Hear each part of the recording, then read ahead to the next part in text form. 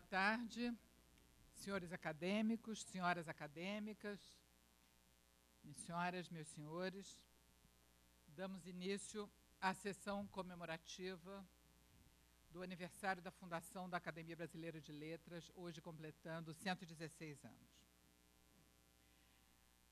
Ao abrir essa sessão solene, comemorativa do 116º aniversário de fundação da nossa academia, seguindo a tradição da casa, passo a ler o discurso pronunciado por Machado de Assis na sessão inaugural de 18 de julho de 1897. E para isso eu vou ao público.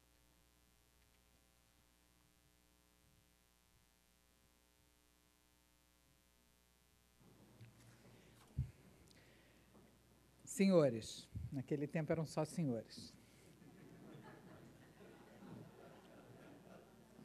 Investindo-me no cargo de presidente, quisestes começar a Academia Brasileira de Letras pela consagração da idade. Se não sou o mais velho dos nossos colegas, estou entre os mais velhos. É simbólico da parte de uma instituição que conta viver, confiar da idade funções que mais de um espírito eminente exerceria melhor. Agora que vos agradeço a escolha, digo-vos que buscarei, na medida do possível, corresponder à vossa confiança. Não é preciso definir esta instituição. Iniciada por um moço, aceita e completada por moços, a Academia nasce com a alma nova, naturalmente ambiciosa. O vosso desejo é conservar, no meio da federação política, a unidade literária. Tal obra exige não só a compreensão pública, mas ainda e principalmente a vossa constância. A Academia Francesa, pela qual esta se modelou, sobrevive aos acontecimentos de toda a casta, as escolas literárias e as transformações civis. A vossa há de querer ter as mesmas feições de estabilidade e progresso. Já o batismo das suas cadeiras, com os nomes preclaros e saudosos da ficção, da lírica, da crítica e da eloquência nacionais, é indício de que a tradição é o seu primeiro voto. Cabe-nos fazer com que ele perdure. Passai aos vossos sucessores o pensamento e a vontade iniciais, para que eles os transmitam aos seus, e a vossa obra seja contada entre as sólidas e brilhantes páginas da nossa vida brasileira. Está aberta a sessão.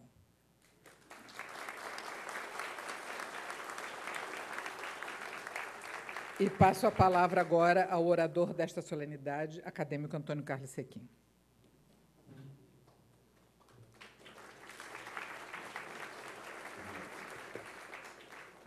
Boa tarde a todos. Academia Brasileira, os anos heróicos, os prêmios literários.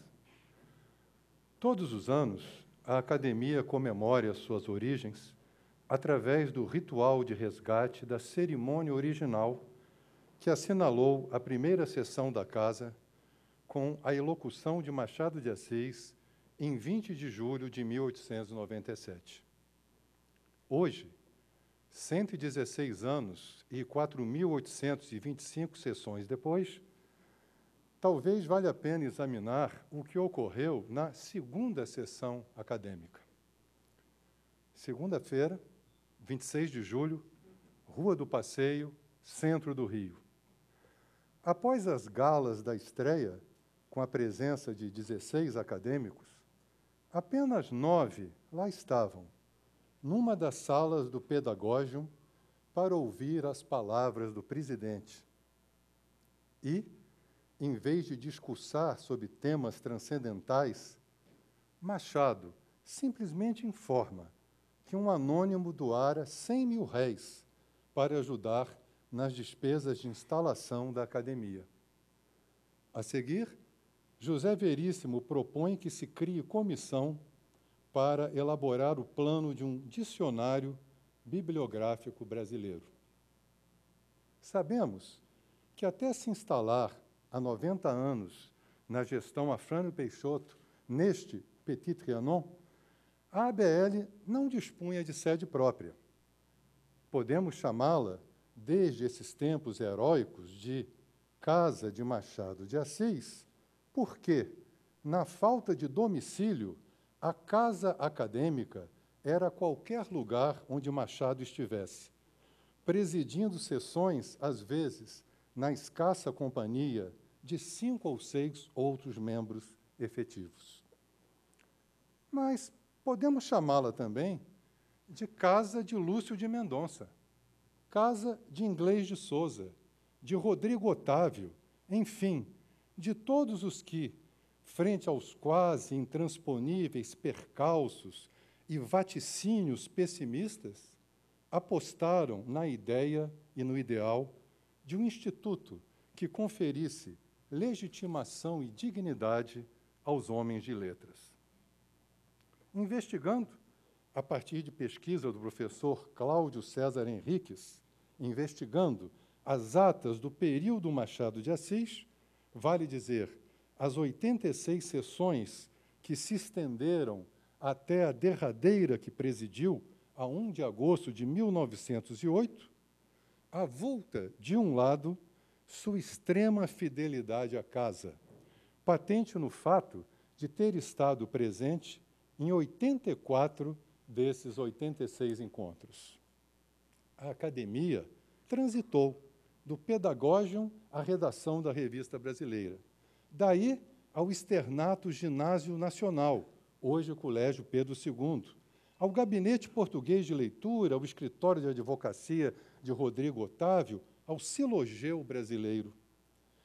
A esse compulsório nomadismo, decorrente da inexistência de espaço autônomo, soma-se o fato de que a ABL tampouco dispunha de tempo autônomo, ou seja, tinha de valer-se da desocupação provisória de um local para, ocasionalmente, habitá-lo.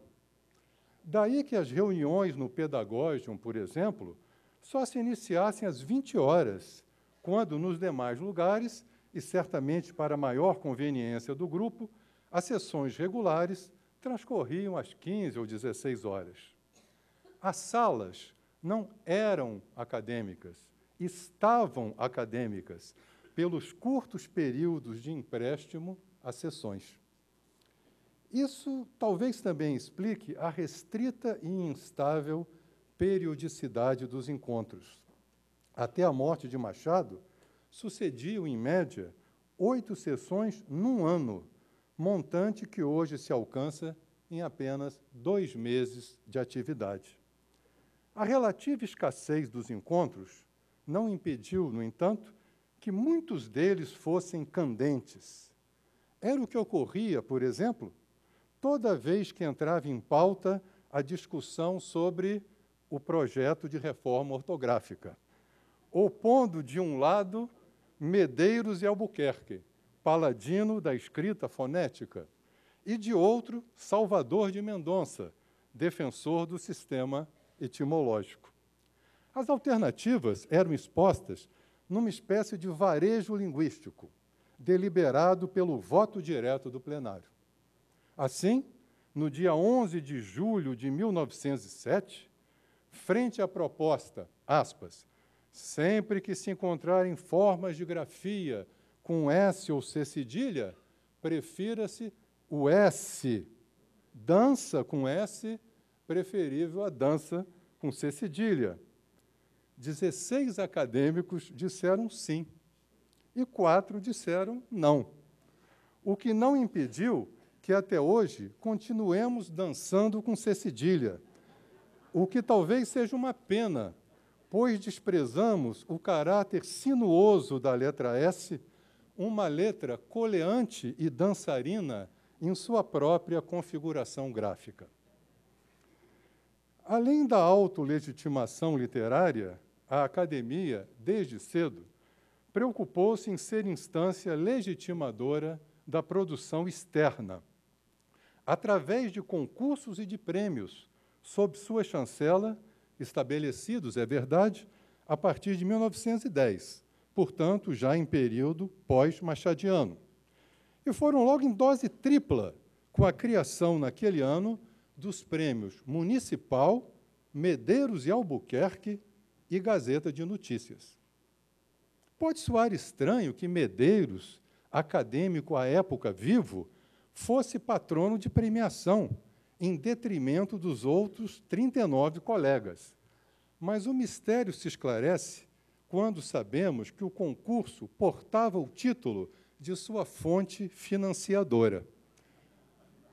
Logo, o municipal do prêmio não indicava a abrangência geográfica da disputa, mas simplesmente informava que o prêmio dispunha do patrocínio da empresa locatária de nosso belo teatro.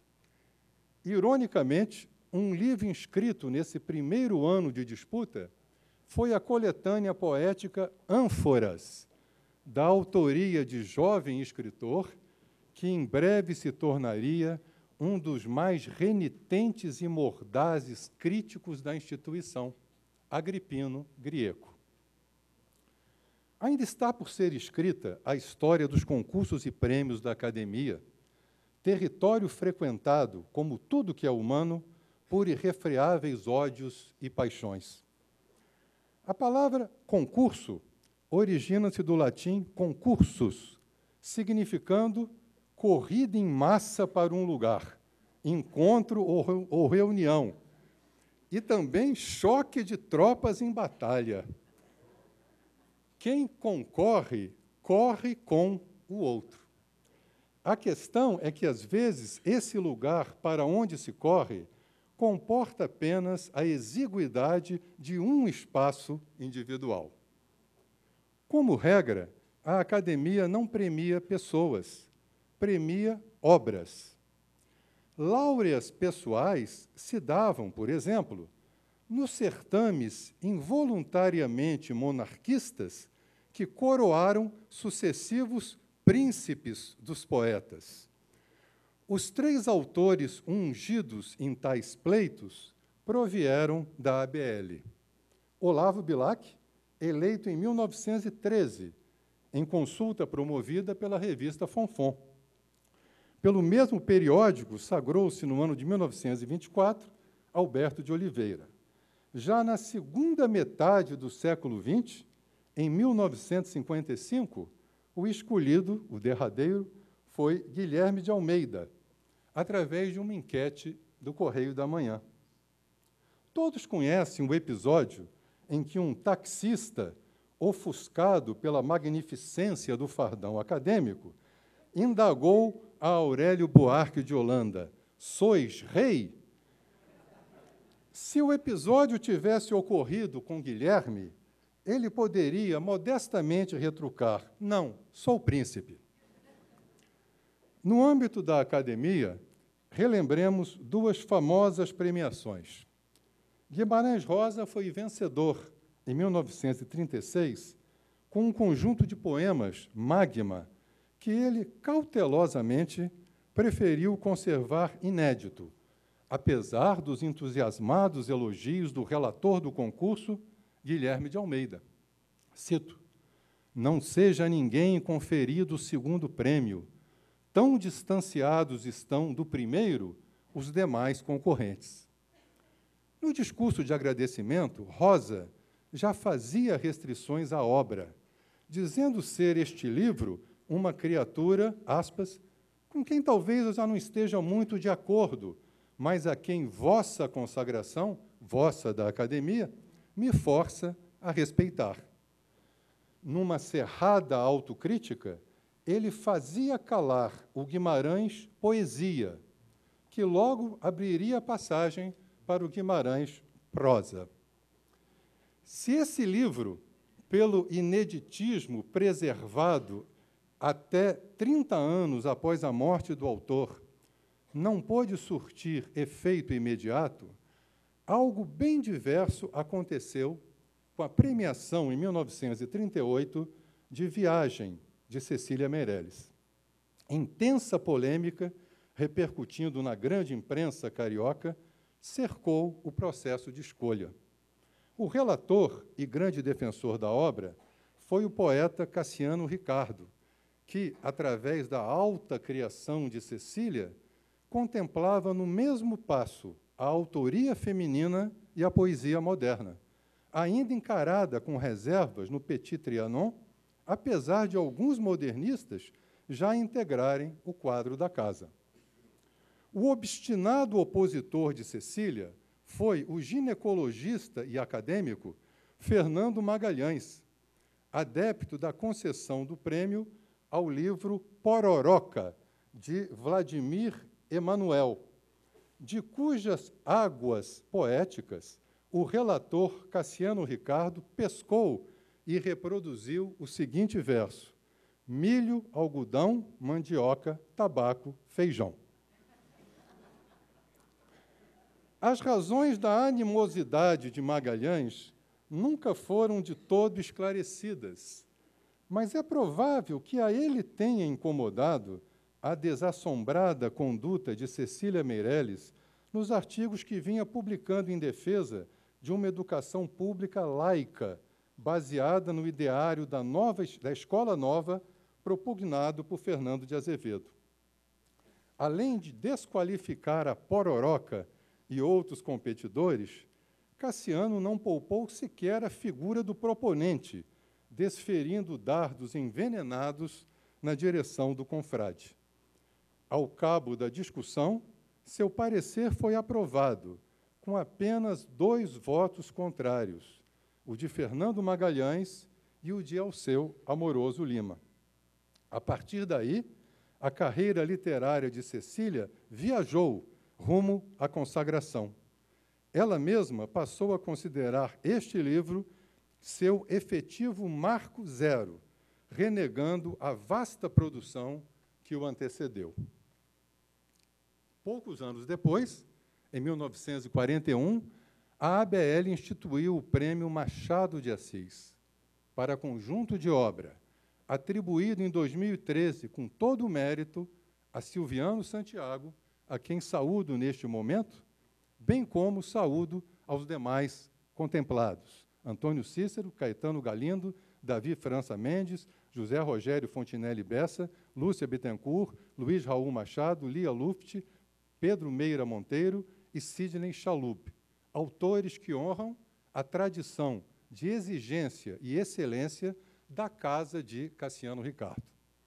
Mas retornemos ao dia 26 de agosto de 1897, onde havíamos deixado Machado de Assis às voltas com a segunda sessão da ABL. O desamparo pecuniário da instituição, momentaneamente suprido com a providencial doação de 100 mil réis, revelava as agruras do momento e seria tema retomado em sessões vindouras, como a de 30 de junho de 1900, quando Machado solicitou a cada acadêmico uma pequena contribuição de 10 réis, à guisa de rateio das despesas de impressão de convites e aluguel de cadeiras para uma iminente cerimônia de posse. Mas, se existia a precariedade do presente, havia também a fome do futuro, na esperança de que a agremiação sobrevivesse a ponto de desenvolver projetos de longo prazo, como o Dicionário Bibliográfico Brasileiro. Pesquisa que, por sinal, trataria de resgatar o peso do passado, ao incidir preferencialmente na vida e obra dos patronos de cada uma das cadeiras, para que as produções de tais antecessores conferissem um lastro de historicidade desejável, ainda que artificioso, à nova instituição. Os fundadores, portanto, desfrutaram da rara oportunidade, num viés borgiano, de gerar quem lhes antecedeu. Os patronos forneceram séculos de passado a uma academia com meses de vida. Poucos foram os registros de intervenções mais longas efetuadas por Machado de Assis no exercício da presidência. Passemos agora à fala machadiana no encerramento, dia 7 de dezembro, do ano acadêmico de 1897. Nela, o escritor refere-se ao caráter de, aspas, torre de marfim da instituição e, prudente, acrescenta, aspas, homens daqui podem escrever páginas de história, mas a história faz-se lá fora, fecha aspas. Declaração, à época, perfeitamente justa e compreensível, considerando-se o homem conciliador que foi Machado e seu desejo de promover o convívio pacífico e civilizado num ambiente político dividido entre simpatizantes monarquistas e republicanos que coexistiam na casa. Arriscado, porém, especular como agiria Machado de Assis nos dias de hoje, em que as torres do marfim excludente ou exclusivo cederam lugar às torres inclusivas do universo eletrônico e digital. Preservar a memória não é protegê-la sob a tutela de poucos, mas expandi-la como um bem comum. E hoje, a história faz-se em qualquer lugar, até mesmo na escrita. De algum modo, as vozes de recentes manifestações acabaram promovendo a confluência entre escrever e fazer a história. Vivenciamos uma espécie de escrita prévia do acontecimento imediato, em que o roteiro de anônimos e múltiplos autores era sugerido e disseminado nas redes sociais pouco antes de tomar corpo e consistência no espaço público. Ousaria dizer que, sem jamais renunciar à exigência qualitativa e aos imperativos éticos, é para essa direção agregadora que a academia do século XXI tende a caminhar, abrindo-se para a possibilidade de que, cada vez mais, discursos diversificados nela encontrem eco e guarida. Sim, sua missão é a de guardar a memória, mas isso não implica a recusa do tempo presente. Ela torna-se guardiã no sentido que lhe atribuiu um poeta, aspas, guardar uma coisa não é escondê-la ou prendê-la. Em cofre não se guarda coisa. Em cofre perde-se a coisa à vista. Por fim, cito a frase em que Machado de Assis sintetiza o que lhe parece ser a mais alta vocação de uma academia, aspas, trabalhar pela extensão das ideias humanas, fecha aspas. O primado da inteligência e a força das ideias têm o poder de atravessar e renovar qualquer parede, inclusive as de marfim. Muito obrigado.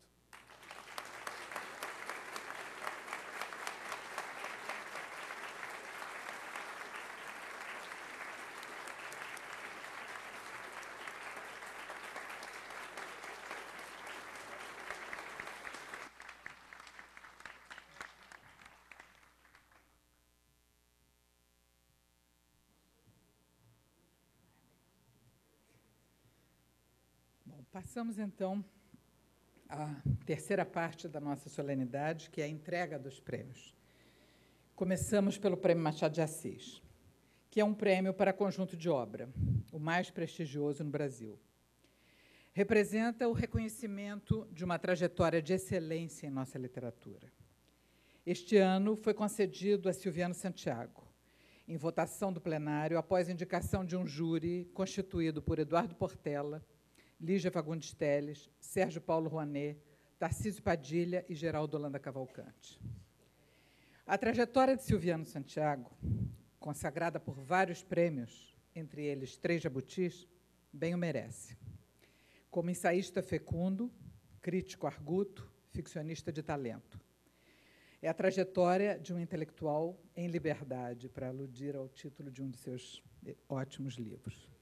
não apenas por sua inequívoca qualidade, mas também pelo papel emblemático e de pioneirismo que o autor desempenhou em várias instâncias. Basta lembrar duas. Como ficcionista, desde Stella Manhattan, ajudou a quebrar um tabu poderoso e intolerante, que determinava que o romance brasileiro devia necessariamente se passar em paisagem brasileira. Com isso, colaborou para dissolver um equívoco confuso sobre o nacionalismo literário, como já Machado de Assis apontara e tentara matizar em seu célebre ensaio sobre o instinto da nacionalidade, e que, posteriormente, Leila Perrone Moisés demoliu de vez. E, ao se debruçar como ensaísta sobre nossa literatura, por exemplo, ao examinar a chamada doença de Nabuco, entre a atração do internacionalismo e as raízes provincianas, Silviano Santiago antecipou os tempos de globalização sem perda de força identitária e demonstrou que o cosmopolitismo literário pode ser um contradiscurso crítico. Outra regra de ouro vigente até há pouco tempo, e que Silviano Santiago ajudou a transgredir, determinava rígidos limites de gênero literário entre ensaio e ficção, pretendendo ver no romance puro uma forma superior de literatura, ao mesmo tempo que alimentava certa visão preconceituosa das ciências humanas contra a ficção, entendida como mera imaginação descolada do real e incapaz de apreendê-lo. Sua obra sobre Graciliano Ramos, ou a partir dele, recorrendo ao pastiche ou à paródia, foi radical, trazendo uma impureza seminal, enriquecedora, que fincou raízes e hoje chega praticamente a dominar nossa cena literária contemporânea. Nessa cena, por exemplo, com um livro como Herança, romance ganhador do Prêmio de Ficção 2009 nesta casa, Silviano Santiago já tem uma posição garantida, que, neste momento, é consagrada com o Prêmio Machado de Assis. Convido, então, o acadêmico Eduardo Portela para fazer a entrega do Prêmio Machado de Assis por conjunto de obra ao escritor Silviano Santiago.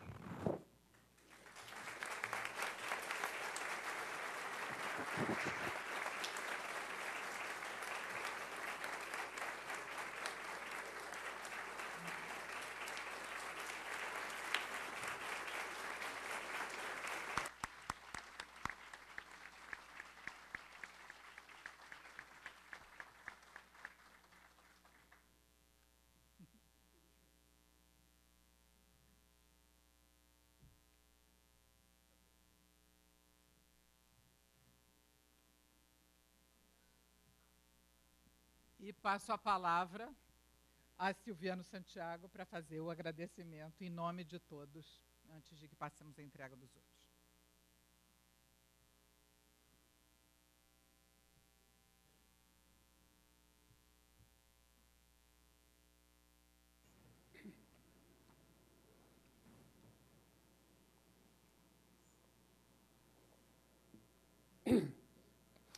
Boa tarde. Acadêmica Ana Maria Machado, presidente da Academia Brasileira de Letras. Saúdo também os demais acadêmicos componentes da mesa, e, em particular, ao acadêmico Antônio Carlos Sequim, orador oficial da presente sessão.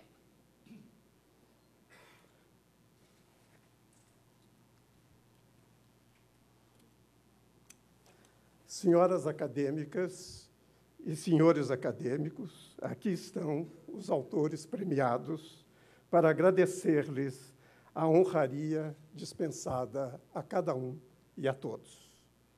Assistido pela notável tradição da casa e animado por Machado de Assis, seu fundador e mestre, nosso orgulho se alimenta hoje não só da sensibilidade apurada das senhoras e dos senhores, como também de sua leitura crítica, fundamentada e rigorosa, do panorama atual da cultura brasileira. Os vários gêneros de escrita criativa convivem com os gêneros em que falam mais alto a pesquisa científica ou a exegese crítica. Irmanados pela arte da palavra escrita, os escritores, as escritoras e os escritores aqui presentes julgam que são poucos os privilegiados. Por isso, ao agradecer-lhes, permitimos lembrar que são milhares os brasileiros a esperar os incentivos à boa formação educacional que uma nação liderada por letrados deve oferecer a seus cidadãos indiscriminadamente. Levantemos nossos olhos para a educação nacional, à semelhança de jovens que buscam o porvir no horizonte. Prêmios são caros ao coração sensível do artista e do pesquisador. Reconfirma a leitura anônima que é feita de nossos livros e reconfortam os percalços de carreira profissional que muitas vezes não se acompanha do reconhecimento pecuniário ao artesão. Nesta casa se opera a mágica que une o agradável ao útil, razão pela qual cada premiado sabe maior a responsabilidade futura. Prêmio, recompensa e obriga. Obriga-nos a manter o alto padrão de qualidade que levou as senhoras e os senhores acadêmicos à eleição de cada um e de todos. Sou-lhes pessoalmente agradecido por me cercarem de figuras tão distinguidas da atual cena cultural e, principalmente, por me oferecerem um privilégio de representá-las. Poeta e romancista, Antônio Cícero e Lia Luft. Infelizmente, não pôde comparecer, segundo foi informado, por motivo de saúde. Poeta e romancista, Antônio Cícero e Lia Luft. Ambos estão agradecidos, porque essa casa, inspirada pelo filósofo Walter Benjamin, tem o olhar crítico também aberto ao admirável mundo da técnica. Premia os que transitam com galhardia, tanto pela arte erudita, quanto pelos meios de comunicação de massa. Cícero afia os versos líricos na tradição filosófica ocidental e pode reuni-los em livro ou endereçá-los à irmã Marina, que, com voz rascante e sensual, os divulga pelas ondas hertzianas. Como reconheceu a comissão julgadora, a tonalidade coloquial de vários dos poemas contagia a austeridade de um léxico que se diria nobre, embora jamais se revele pomposo ou anacrônico. Lia Luft é também competente em várias artes. Deu-nos a conhecer em português o extraordinário catatal de Robert Musil, O Homem Sem Qualidades. Mantém uma coluna popular de atualidades em revista semanal. E, desde o romance As Parceiras, encanta os leitores exigentes com a prosa fina e depurada. Lê-se, no parecer da comissão, que a romancista põe as palavras nas feridas e continua: do silêncio do texto emerge um retrato de desestruturação e desencanto numa visão amaríssima da estrutura familiar. Tomo o atalho que associa as letras à técnica para agradecer em meu nome e em nome de Davi França Mendes a outorga do prêmio ao roteiro de Corações Sujos, do filme Corações Sujos. O bom roteiro de cinema não adapta uma obra literária. Ele é obra literária, na medida em que serve de mediação entre a palavra do jornalista Fernando Moraes e a imagem de Vicente Amorim, diretor do filme. A literatura em geral, e em particular a brasileira, tem de ser sempre grata a esses mediadores e reconhecê-los nesta casa como companheiros. O professor Pedro Meira Monteiro e a escritora Lúcia Bittencourt, autores, respectivamente, de Mário de Andrade e Sérgio Buarque de Holanda, Correspondência, e de Um Banquete, dão as mãos e estão gratos a esta casa por ela reconhecer os novos caminhos trilhados pelo ensaio, a crítica e a história literária. Sabemos que a publicação de estudos sobre as cartas literárias, textos em nada canônicos, julgados secundários ou desprezíveis por muitos, vem ajudando a escrever a história subterrânea do modernismo brasileiro. Transcritas, anotadas e prefaciadas com sensibilidade e erudição, as cartas de Mário de Andrade e Sérgio Buarque de Holanda se convertem, segundo a comissão, em texto de referência para os estudiosos do movimento modernista e de seus principais mentores. Já Lúcia Bittencourt se atreve a franquear o espaço literário às demais artes. Com erudição e leveza, diz o parecer, contrasta as letras de Alejo Carpentier, de Antônio Calado e de Mário de Andrade com o universo filosófico de Platão, com famosa tela de Leonardo da Vinci e com encenação da ópera Dom Juan. Lúcia, continua o parecer, propicia uma segura viagem filosófico-literária em torno de questões cruciais e recorrentes da cultura ocidental. Agradecemos o prêmio concedido a 17 Cores do Branco, livro infanto-juvenil em que Luiz Raul Machado compartilha sua prosa com os desenhos de Ana Freitas. Através de livros como esse, é que crianças e jovens terão acesso gradual à literatura, por assim dizer, adulta. Luiz e Ana nos encantam pela profunda singeleza da proposta. Entre o branco e o transparente, o livro, reza o parecer da comissão, emociona, estimula a imaginação do leitor e faz pensar. A Academia Brasileira de Letras não se silenciou frente à notável tradução de Ulisses de James Joyce, feita por Caetano Galindo, e todos os brasileiros lhe são gratos. Escolheu-a e a apreciou em parecer circunstanciado e feliz. Faço um curto recorte no texto para repetir que Caetano, na luta com o original inglês, enfrentou densos grupos de neologismos, glossolalias, grumos sintáticos, inversões frasais de toda ordem, e da tarefa se saiu como um Janus Brifonte. Sidney Chalub está agradecido por a ABL ter reconhecido nele e, através dele, os historiadores que prezam a literatura e, em particular, a obra de Machado de Assis. Perceba-se nas linhas e entrelinhas de A Força da Escravidão, livro legitimamente premiado na categoria História e Ciências Sociais, perceba-se ali um personagem do romance Brás Cubas, o Cotrim. Boa pessoa entre os amigos, bárbaro entre os africanos, Cotrim se enriqueceu com o comércio clandestino da escravidão.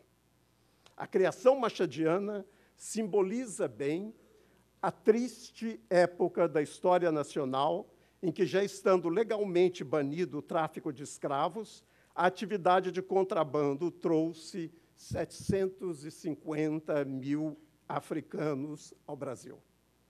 O hábito da ilegalidade. Este é, segundo a comissão, o motor de arranque que impulsiona a preciosa contribuição de Sidney Chalub. A Casa de Machado de Assis é também a casa da língua portuguesa e da educação.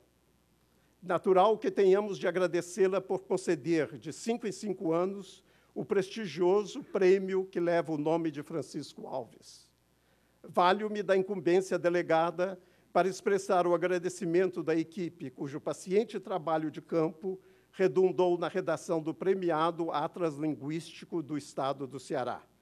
Lê-se no parecer que se trata de notável trabalho de pesquisa, cuja contribuição sobre os falares cearenses leva à melhor compreensão de fenômenos linguísticos do idioma português transplantado para o Brasil.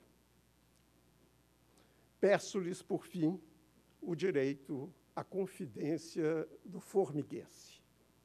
Poucas vezes na vida tive meus livros reconhecidos por críticos e companheiros que discreta ou abertamente homenageei em virtude da grande admiração que nutria e nutro por eles. senhoras e senhores acadêmicos, não tenho como agradecer e exprimir minha alegria diante do verdadeiro milagre que hoje realizam. Levaram o amado bruxo do Cosme Velho a voltar os olhos para a obra literária que acompanha minha vida, a fim de reconhecê-la através da outorga do Prêmio Machado de Assis. Feliz aquele que tem como padrinho quem mais admira. Concedido o direito à confidência, o formiguense ousa acariciar sua alegria infinita para ouvi-la proclamar que as senhoras e os senhores, ainda que no átimo do segundo, permitiram-lhe tascar um beliscão furtivo na eternidade. Nosso muito obrigado.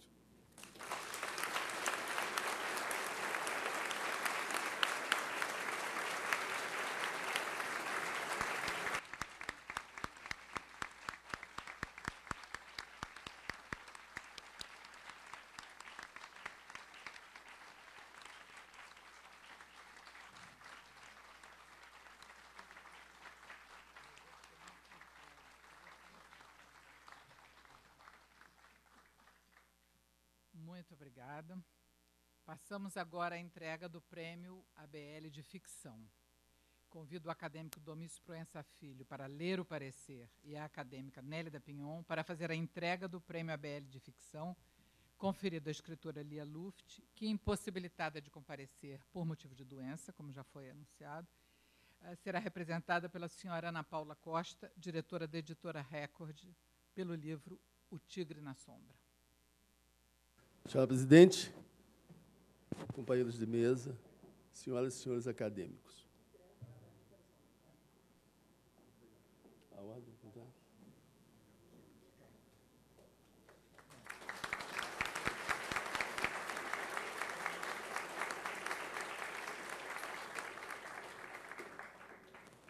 Senhora premiada, senhores premiados, senhoras e senhores, depois da quebra da rotina natural da entrega, da inversão da ordem da entrega, é com prazer que secundo a minha querida amiga Nélida Pinhon.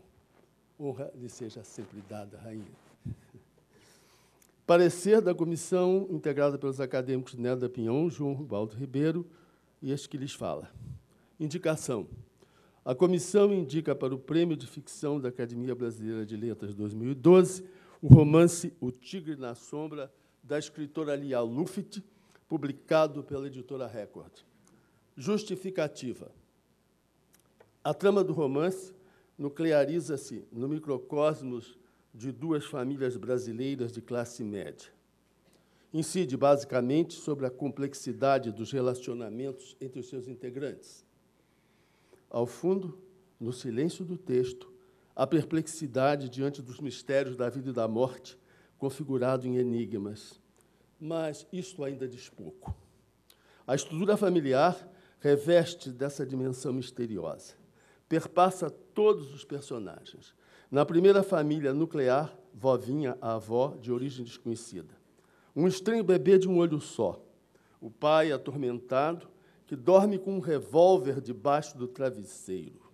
Uma filha, Dália, marcada pela beleza e pelo desespero. Outra filha, Doda, que nasceu com uma perna mais curta, seu oposto e titular da narrativa, a rigor Dolores, nome revelador de suas sofrências e desencantos. Um tigre, habitante das sombras de um bosque que não existe. No segundo grupo familiar, decorrente do casamento de Doda, o marido amoroso, os filhos. Em ambos os núcleos, o centramento na situação conflitual. Na primeira, entre os familiares citados. Na segunda, num cruzamento de espaços, a traição da irmã que rouba o marido de Doda. Numa perspectiva marcada de surrealismo, Doda perpassa universos além do comum, como o mundo dentro dos espelhos, não a sua óptica, dotados de vida própria e atentos observadores da vida dos seres humanos.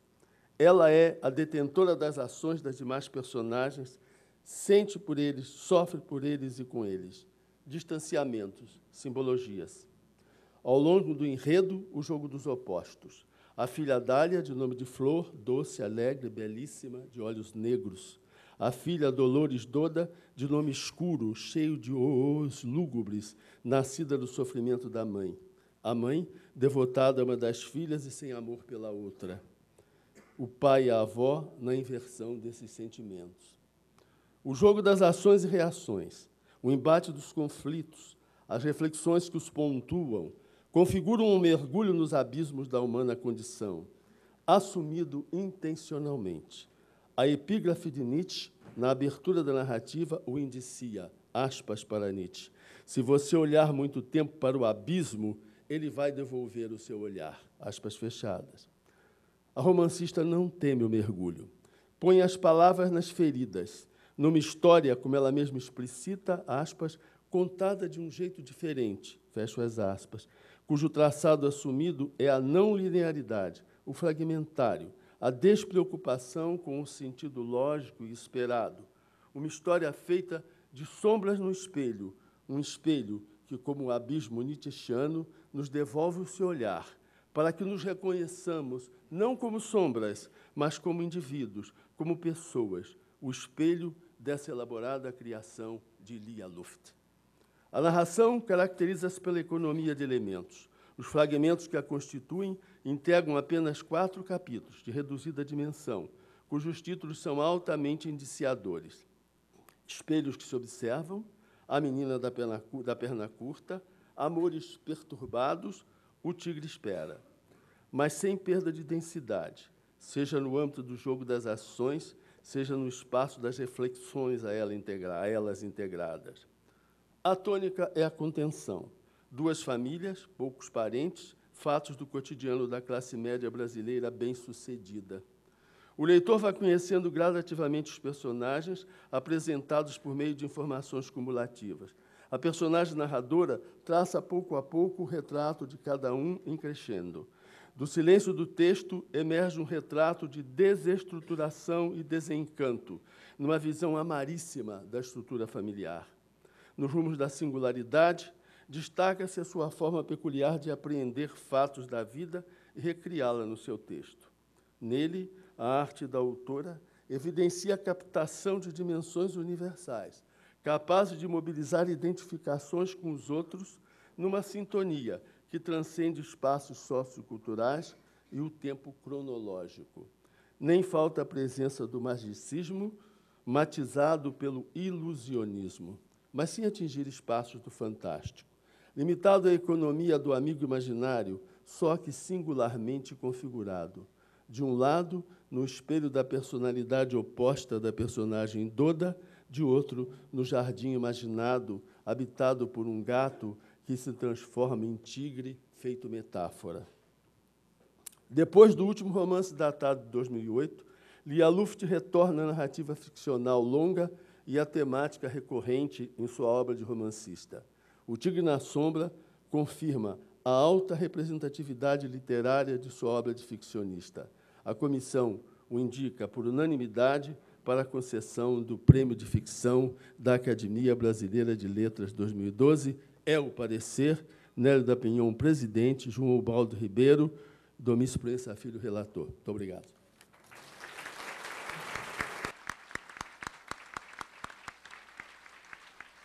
Convido agora o acadêmico Ivan Junqueira para ler o parecer do Prêmio ABL de Poesia concedido a Antônio Cícero pelo livro Porventura.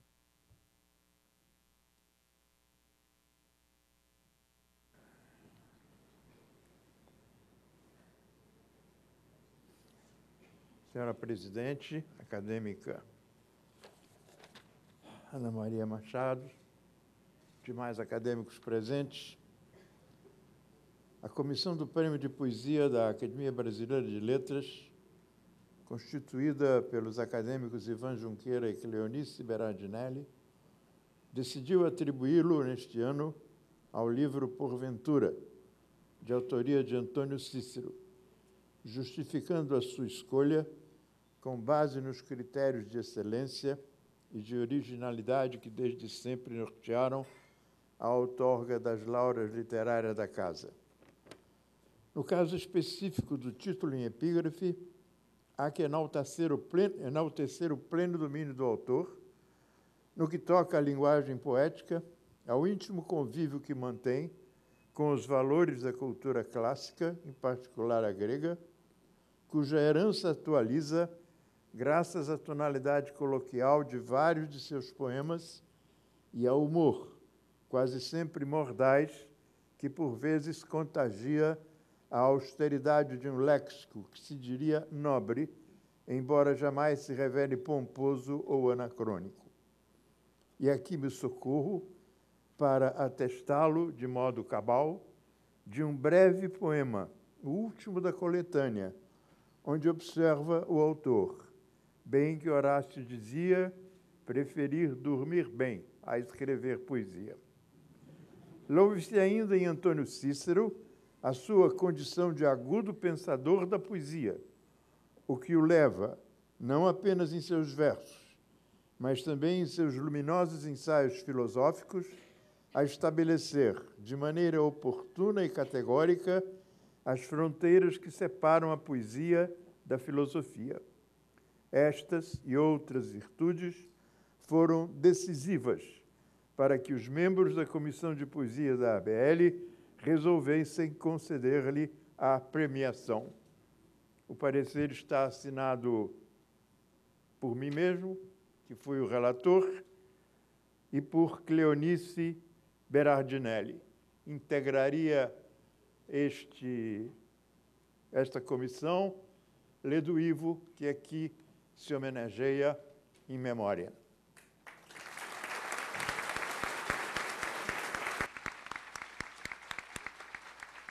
Convido, então, a acadêmica Cleonice Berardinelli para fazer a entrega do Prêmio ABL de Poesia a Antônio Cícero.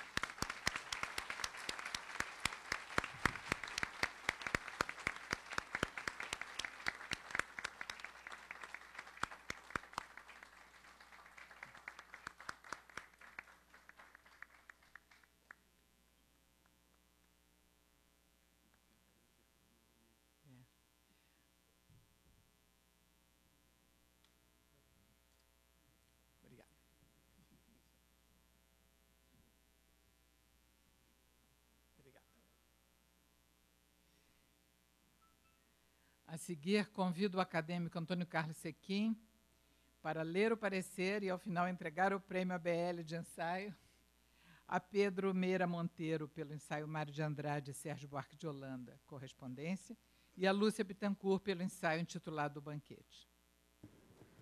A comissão nomeada para escolher a obra merecedora do Prêmio da ABL na categoria de ensaio, crítica e história literária propõe que se contemplem a edição da correspondência entre Mário de Andrade e Sérgio Buarque de Holanda, organizada e analisada por Pedro Meira Monteiro, e o ensaio intitulado O Banquete, de autoria de Lúcia Bittencourt.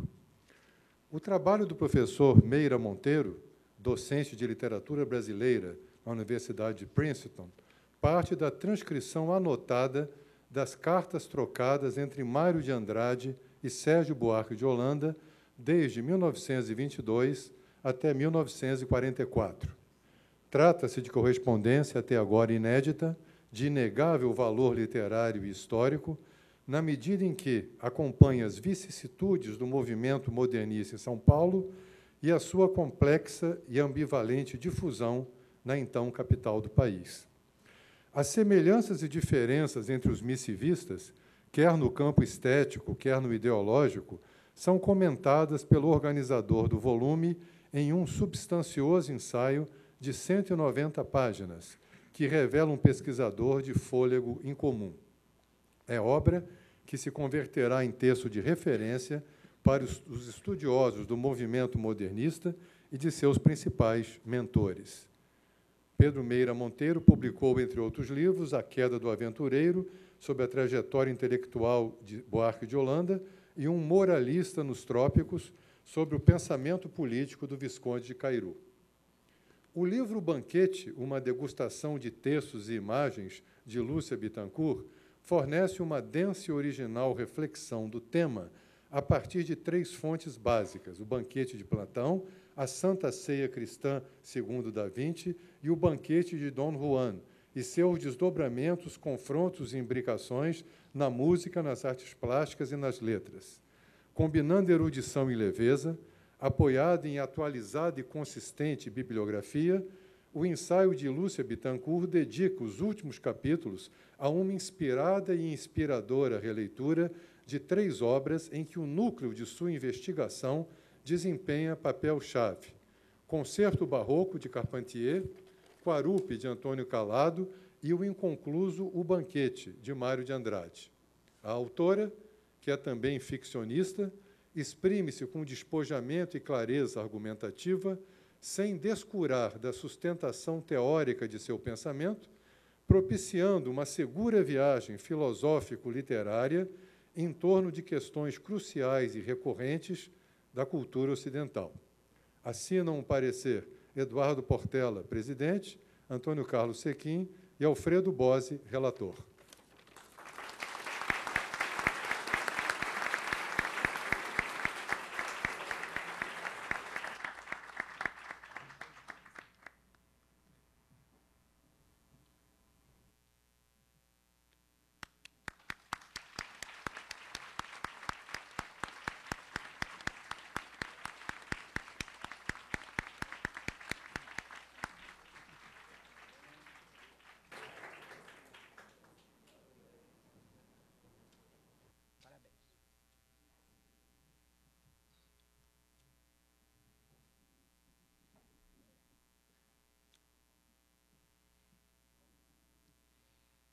Em seguida, convido o acadêmico Murilo Melo Filho para ler o parecer do Prêmio ABL de Literatura Infanto-Juvenil ao escritor Luiz Raul Machado. E, em seguida, o acadêmico Arnaldo Nisquier fará a entrega do prêmio.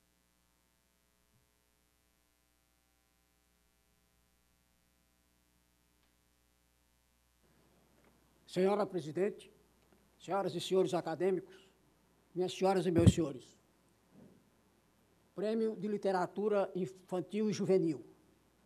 Depois de uma pesquisa cuidadosa, optamos pelo livro As 17 Cores do Branco, de Luiz Raul Machado, com ilustrações de Ana Freitas. Trata-se de uma coletânea de 17 histórias que se desenrolam em situações do cotidiano. Cada uma se refere a um motivo que tem como eixo uma substância branca ou transparente. O elenco varia desde neve, areia, pérola, mármore, marfim, papel, gelo, esmalte, cristal, poeira e outras. Os contos se somam aos poucos, cruzando-se e constituindo um vasto e original painel. Muito bem narrado, no estilo poético do premiado autor, o livro emociona, estimula a imaginação do leitor e faz pensar, levando-o a refletir sobre os contrastes da vida e brincando com o sentido das palavras. Uma obra meritória da editora Record, que merece esta homenagem da Academia Brasileira de Letras. Rio de Janeiro, 7 de abril de 2013. Parecer aprovado no dia 9 de maio seguinte. Assinados Arnaldo Nisquier, presidente e relator, Cícero Sandrone e Murilo Melo Filho, membros da comissão. Muito obrigado.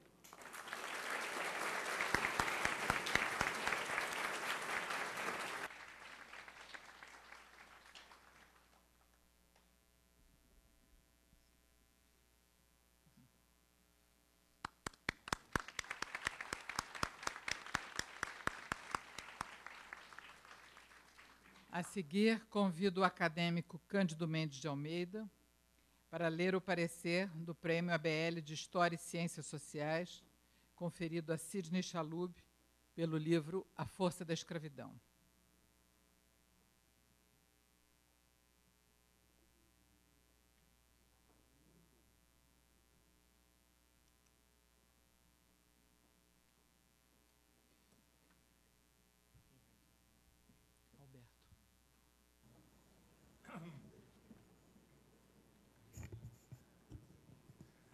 Prêmio de História e Ciências Sociais da comissão composta por Marco Maciel, Alberto da Costa e Silva e por mim mesmo, presidente e relator. O livro de Sidney Chalub, A Força da Escravidão, nos revela, e a exaustão, flagrante até hoje invisível e crucial, na dinâmica política e no peso econômico do Império Brasileiro. Reconstrói, em toda a sua força, a atividade do contrabando de escravos, a trazer ao país 750 mil africanos, no curso do Segundo Império, à margem da Lei de 1830, que bania o tráfico e criava todas as condições de enriquecimento fulgurante de seus exploradores, protegidos pelo grande senhorio da cafeicultura e do açúcar brasileiros e pela aquiescência da justiça. Nesses mesmos termos, Chalub nos manifesta, como uma constante do país de então, o hábito da ilegalidade no Brasil oitocentista.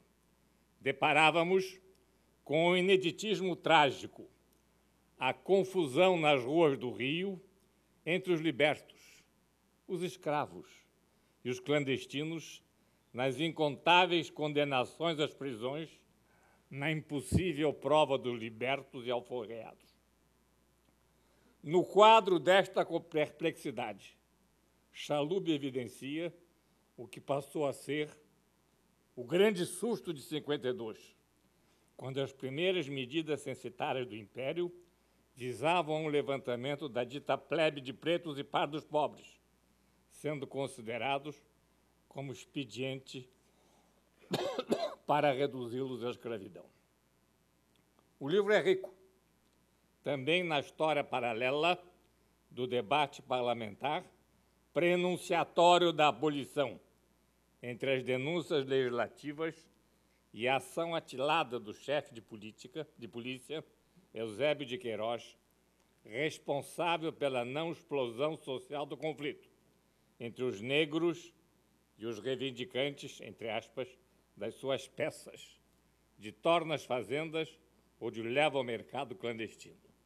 Por certo, o texto se alonga no repertório, às vezes casuístico e repetido, de diversos casos e episódios que logrou examinar na riqueza da sua documentação e do rigor com que expõe a sua metodologia de trabalho.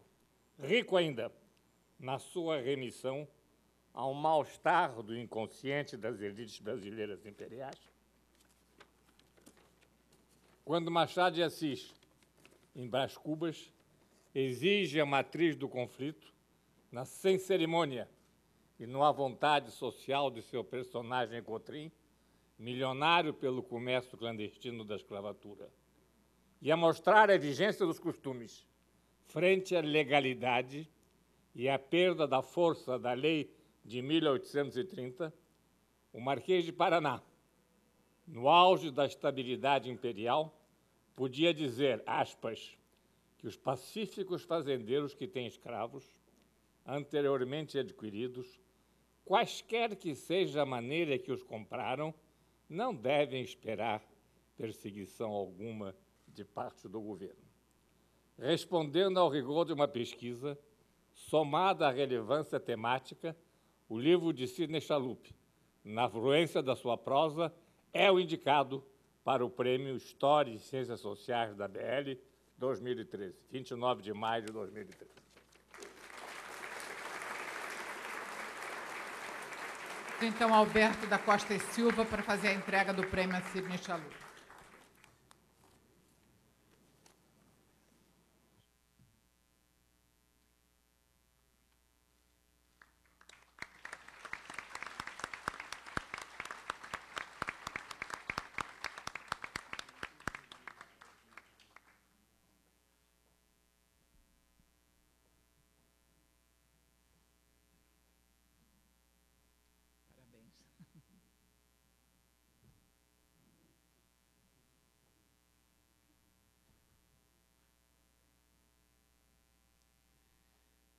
Convido agora o acadêmico Marco Lucchesi para ler o parecer do Prêmio ABL de Tradução, conferido a Caetano Valdrigues Galindo pela tradução de Ulisses, de James Joyce.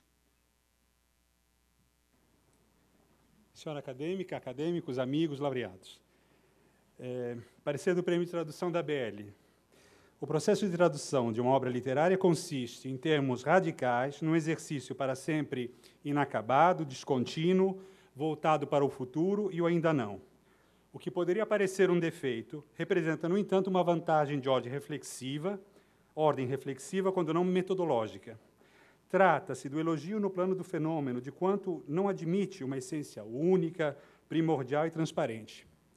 Elogio da tradução, que defende o abismo no lugar da harmoniosa e falsa equivalência entre as línguas.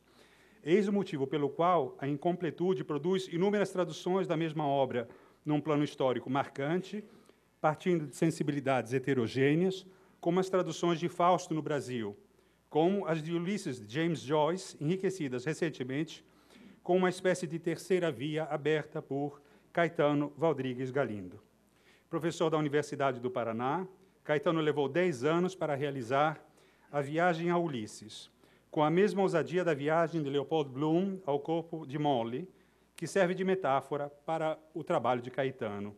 Tradutor renomado, poeta e ensaísta de marca, não lhe faltou erudição vertical, nem tampouco o domínio das línguas exigidas por Joyce, e tudo sem deixar de levar o estranhamento do original para o português, lidando com células rítmicas que passam do adágio ao moderato, bem como do lento ao presto com foco. Caetano enfrentou densos grupos de neologismos, glossolalias, grumos sintáticos, inversões frasais de toda a ordem. Desafios que exigem do tradutor habilidades de um Janus bifronte no verso e no anverso dos fios poéticos narrativos de Joyce. Oportuna análise dos pentimentes e guinadas textuais no texto de Caetano, de quem se destacam a descida ao Hades e o monólogo de Molly, modelos no equilíbrio possível entre harmonia e dissonância na máquina de Caetano Galindo. Diante dessas razões, a comissão decide outorgar a Caetano o Prêmio ABL de Tradução para obras publicadas em 2012, assinado por Cícero Sandrone, presidente, Luiz Paulo Horta e por mim.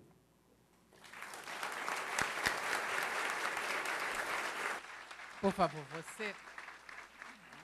Cícero Sandrone entregue...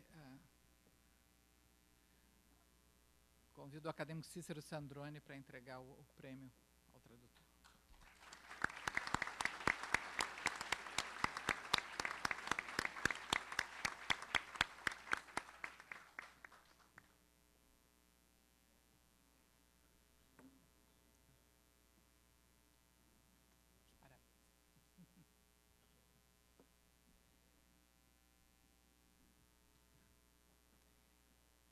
Convido agora o acadêmico Nelson Pereira dos Santos para ler o parecer do Prêmio ABL de Cinema ao roteirista Davi França Mendes pelo filme Corações Sujos.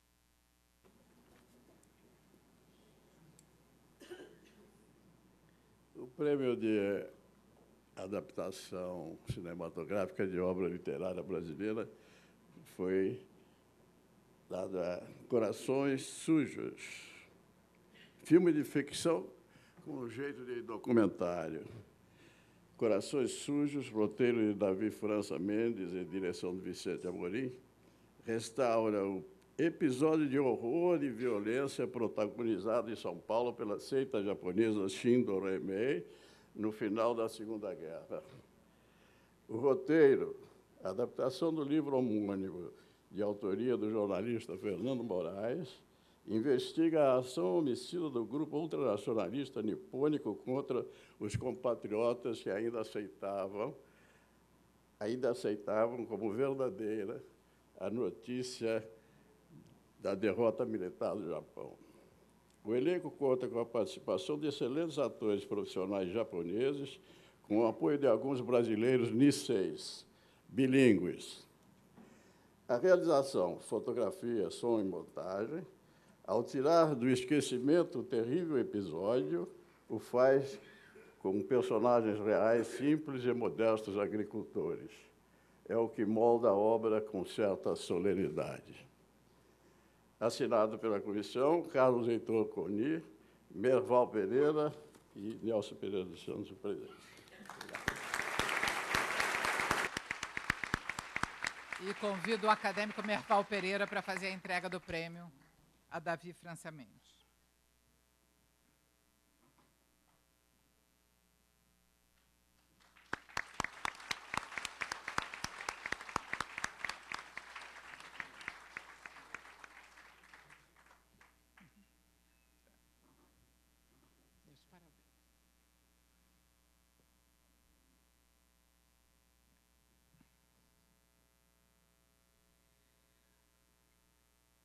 A cada 5 anos, a Academia Brasileira de Letras confere também um prêmio especial, que é o Prêmio Francisco Alves. Convido, então, o acadêmico Evanildo Bechara para fazer a entrega do Prêmio Francisco Alves a Rogério Bessa e para ler o parecer. Aliás, vamos fazer uma troca aqui, porque ia ser o Arnaldo que ia ler o parecer, mas ele está afônico. Então, eu não sei. Então, depois o Arnaldo entrega o prêmio.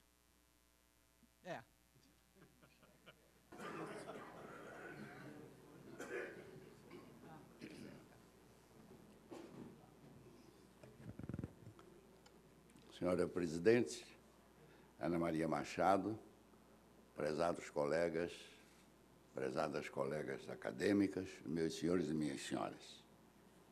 Dando cumprimento à determinação de Vossa Excelência para que seja indicada a obra a merecer o Prêmio Francisco Alves para o ano de 2013, indicada a obra a merecer o Prêmio Francisco Alves, concedido quinquenalmente pela Academia Brasileira de Letras, referente a trabalho meritório na área de língua portuguesa ou na área de educação fundamental, segundo rezam os termos do seu regimento, esta comissão, por decisão unânime, indica o Atlas Linguístico do Estado do Ceará, em 2 volumes, editado em 2010 pela Universidade Federal do Ceará.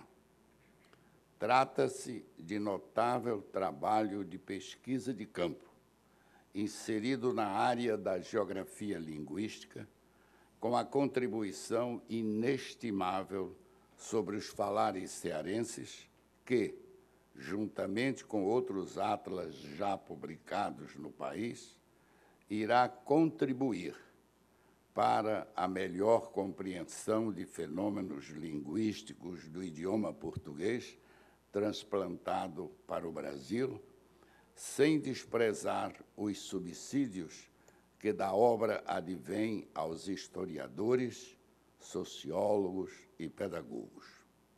O Atlas foi elaborado por uma equipe científica de linguistas, professores da Universidade Federal do Ceará, sob a competente coordenação de Rogério Bessa, com assessoramento de vários colegas ligados à mesma instituição de ensino superior, durante quase 20 anos de pesquisa, até a edição final da parte gramatical, lexicográfica e cartográfica. Por todos esses motivos, a comissão indica a obra O Atlas Linguístico do Estado do Ceará, assinada a referência, a indicação por Arnaldo Nisquier, Domício Proença Filho e Evanildo Bechara, relator. Agora peço a Arnaldo Nisquier que faça a entrega do prêmio a Rogério Bessa.